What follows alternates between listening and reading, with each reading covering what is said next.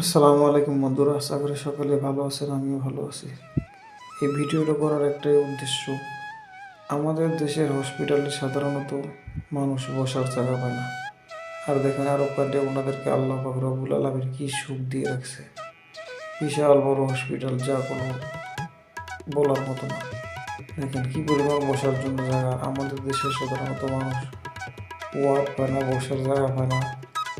দেশ হিসেবে পর্যাপ্ত পরিমাণ রোগী, তারপরও আমরা আলহামদুলিল্লাহ ভালো। কিন্তু মাঝে মাঝে কিছু লোকের কথা শুনে ভালো লাগে না।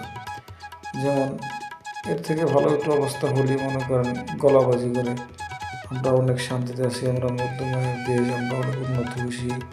কিন্তু দেখেন ওনারা এত কিছু হওয়ার পর, ওনাদের এত সুখ শান্তি ব্যবহার করার পরও ওনারা কোনো সময় বলে না যে আমরা উন্নত দেশ, আমরা শান্তিতে আছি, কি আশা এই বিষয়ে ওনারা এগুলো বলে না। আমরা এর থেকেও